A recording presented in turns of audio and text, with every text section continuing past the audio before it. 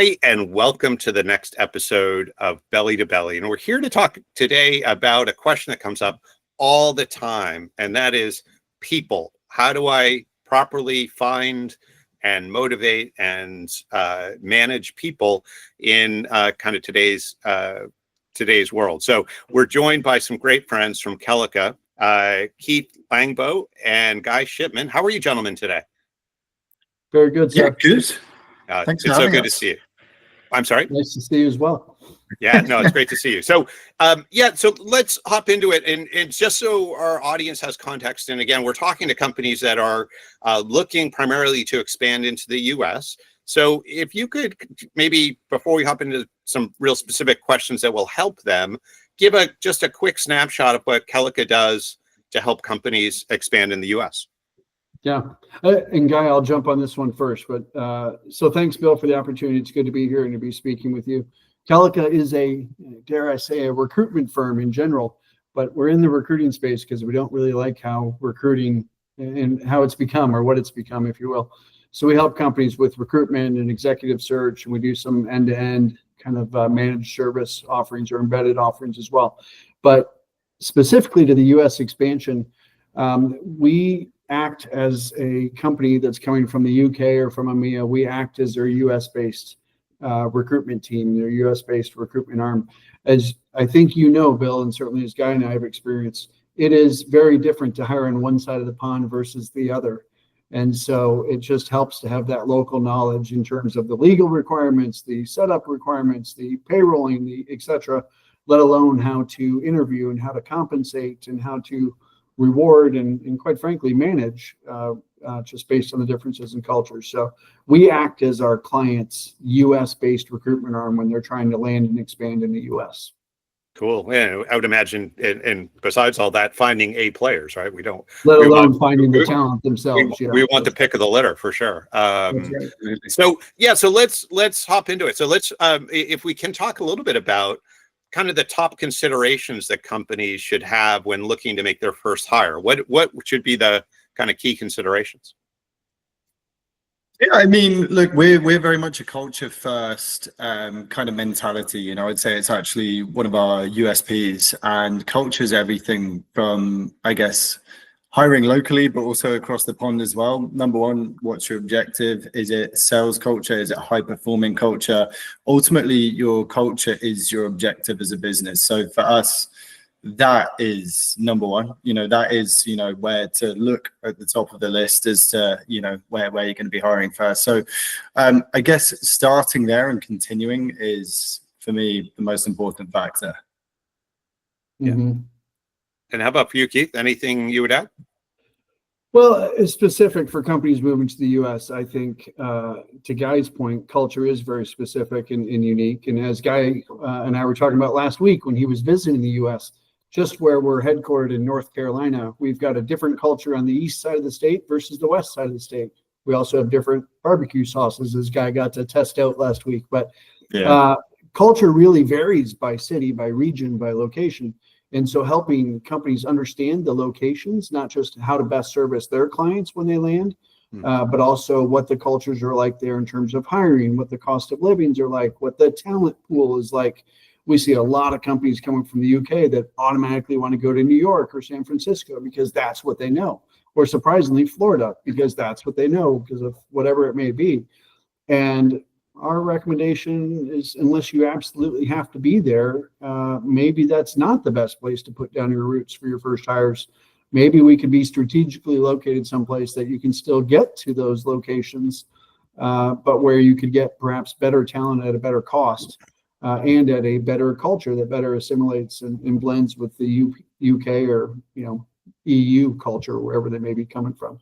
Perfect. Yeah, for sure. There's so many factors, isn't it? Whether it's compliance or cost, or, you know, where the availability of talent is, as you said, there's so many things to consider, isn't it?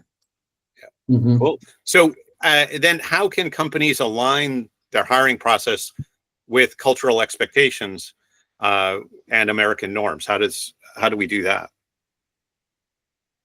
Go for it, Guy. Sure. I was thinking, is it you or me? Yeah, look, it's an interesting one, isn't it? Obviously, there's the whole idea of doing some market research yourself. You can be consultative and speak to people like us, right? Who will actually give you some pretty solid and honest advice. But the truth is, you don't know unless you have the information in front of you, right? A lot of people misinterpret the States when you're not from there, because they look at it as one place, when in actuality, it's the same as people perceiving Europe, right? You know, at the end of the day, Europe is also multiple, or as many countries as well in one place. So people need to look at it from a state-by-state basis, do their homework, find out you know, what you can and can't do in places, and remember that there's federal law as well as, you know, local law as well, so to speak. So all important considerations, but I would definitely recommend talking to people. Well, I was just in the UK last week, and I guess my experience has been there's absolutely a different culture between Essex and Yorkshire, and or Yorkshire and London, or wherever you might be. But yeah, I'm not sure it's having unique culture regionally is that different. It's so special in the US. I mean, it seems like it's everywhere. Yeah, no, for sure. I mean, folks from Essex and Yorkshire will definitely tell you they're different people. That is for sure. Or Wales, or yeah. No, it's all. Bill, I'll just add to that a little, in that, you know, the word aligned and how do you align your culture is a great one, because I'm a huge fan of hiring folks that align with your culture. But I also believe that culture is a living and breathing thing, right? It's often defined as the way that things get done, how we communicate, how we manage issues, how we solve problems, whatever it may be. But so aligning is key. I think hiring folks that add to it and add additional value and help it evolve, help it become stronger and stronger. And I think it's okay to have different cultures in the US operations versus the UK operations. And so, yes, they should be aligned, but they're not going to be the same, and that's okay. The way that we communicate, and I make myself part of both offices with the UK or the US, but the way we communicate and the way we handle things in the UK is going to be a bit different than the way we do it in our US operations. And that's okay. And just accepting that, but understanding that, talking to the locals, getting help, getting experts that know it, it's extremely important. But aligned is an interesting word, because they should both be a little bit different, and together, as long as we accept that and we know the differences, that's how we're going to get stronger and really lean on each other and learn from each other. Right. You got to learn what a bank holiday is and a my goodness, Guy Fawkes Day, or yeah, absolutely. Interestingly, I'm actually born on Guy Fawkes Day, hence the name. So there yeah, a rebellion. Yeah. Absolutely. Wow. So, okay. So obviously we're dealing in a high tech marketplace now for people. And it seems to me this can come from a variety of directions, right? The recruiting process now has AI integrated into, whether it's the resume culling process or CV process, but also we're remote working. So I mean, all of these seem to challenge the idea of humanizing the work experience. How do companies deal with this? I'll jump in first. I think they learn, they research, they test, they iterate, they change, they learn, they research, they test, they iterate, they change it again and again and again. AI has had an incredible impact on our industry. We started building our first agentic solutions almost 2 years ago that went out, like you said, and found the resumes or found the people and did basic level of outreach and engagement and back and forth and so on. Now we are taking our AI, and I'll say agentic solutions, or it's a series really of agents that are working together in a workflow with an orchestrator up top and taking it to a whole nother level. But we're only using it to amplify our humans. There are certain things that there are tons of things in the recruitment process, and I would say in business in general, that I don't want to take humans out of. I just want to give my time back to humans. I want to give them better data, better insight, better perspective. Hiring in general has always been this idea of look at a resume, decide if we want to meet them, and then put them through an interview, which really is more of a popularity contest. And do we connect with the person? Do we like the person, etc.?